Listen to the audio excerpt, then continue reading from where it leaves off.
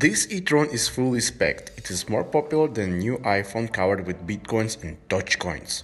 This car is more trendy in IT culture than in actual car culture. Name of this car has word Tron, and it is the coolest name in EV world. Design depends on the spec. If you buy a white base model, it looks like any other EV car on the road and there's nothing special about it. But if you spec it like this, in black color, beautiful wheels, nice body kit, then you can see beautiful lines.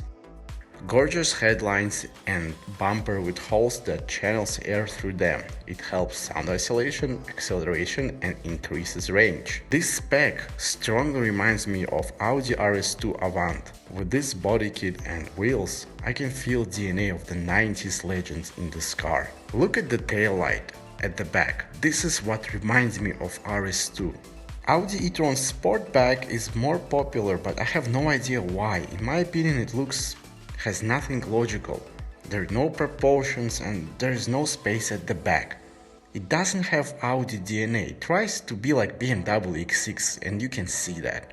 Audi must be Audi. And best E-Tron is the normal E-Tron. It is cool without shouting about it, and unlike new RS6. New RS6 looks like a woman that had all the surgeries in the clinic that was offered. It shouts and screams, "Look at me, I'm so wonderful and beautiful and powerful." This is not the Audi. When you just look at this car, it reminds me of Kim Kardashian. Yeah, I mean, it's hot, but it's just out there, too much. These days it is very rare when Germans can make discreet and at the same time fast and popular car, and E-Tron catches that smell of the 90s presence in it. When I look at the car, it reminds me of these glory days of Audi RS2 Avant. It's just, I cannot stop thinking about the RS2 Avant when I look at this car, and that's very nice. Interior must be fully spec'd or you will be disappointed in the plastics and quality of the cheap leather. And we have here the most expensive interior. Best leather everywhere, and in some places it's Alcantara. This is first time when displays do not annoy me. It is integrated with thought about customer experience, not like other brands just stick huge screens everywhere, like half of the interior and then here you go, that's it, take it. When you use interface, you can feel hard work of engineers.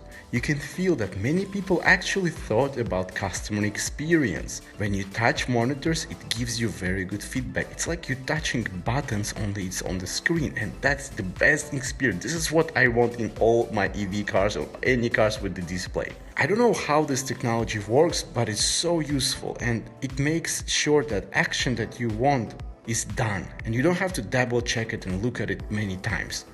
There is no need for looking at monitors, so your eyes is always on the road, and that's a great safety feature. Gear lever is so convenient that it was made for my wonderful 5 fingers. Camera mirrors show wonderful picture and lenses are better than in my eyes. Nevertheless, there are some problems with the position. Here's the video about what's wrong with the position and how you react to the mirrors when you drive it.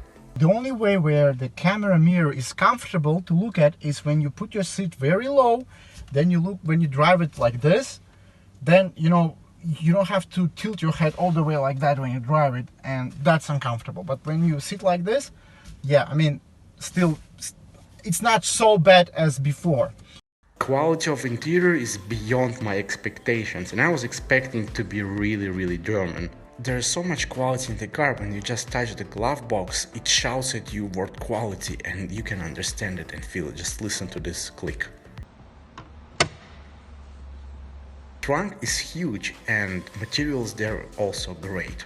Only you have this horrible spare wheel, but if you don't look at it, then everything is wonderful in the trunk. Under hood there is no free space, everything filled with the charger and wires. Our E-Tron generates 408 brake horsepower and 664 Newton meters of torque, and it's in the over boost mode. Range is 436 kilometers, and to achieve such a range you must drive like a priest. If you drive like an average person, then range will be 400 kilometers. We have 95 kilowatt batteries, and weight distribution of the batteries has perfect balance. I can kiss E-Tron's butt cheeks harder than North Korean media kisses the leader butt cheeks. So let sales numbers speak about the car. In Europe in May 2021, there were sold 928 E-Trons and only 7 Tesla Model X. And I call it its very big lead, and numbers speak for themselves. I tried very hard to find something bad about quality, and the only thing that I found was light at the back seat. That's the button that doesn't feel great as other buttons. Other buttons, they're so wonderfully polished, you can feel expensive sound in it. 21-inch rims that look great and also aerodynamic, and again help with sound isolation.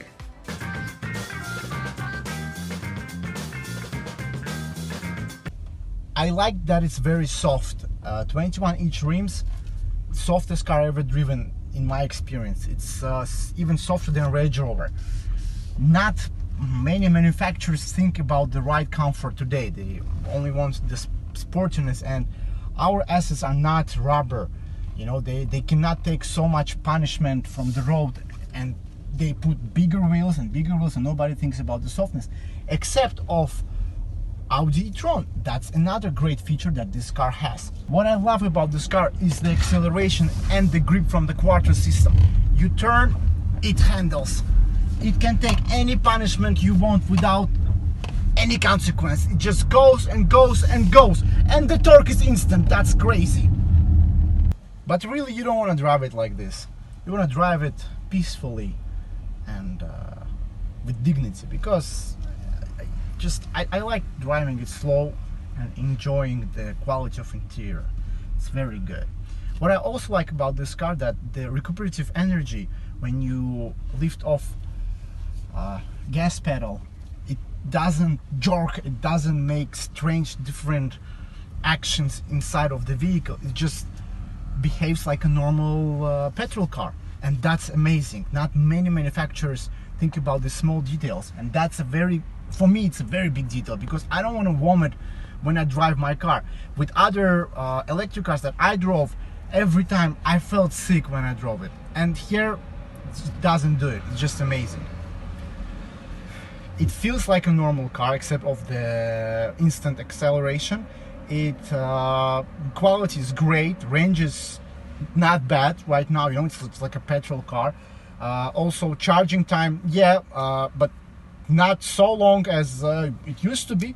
So basically it's winning everywhere. I really wanted to say something bad about this vehicle, but I just can't. I don't know what to find, because I hate electric cars in my soul, but in my brain I understand that's the future.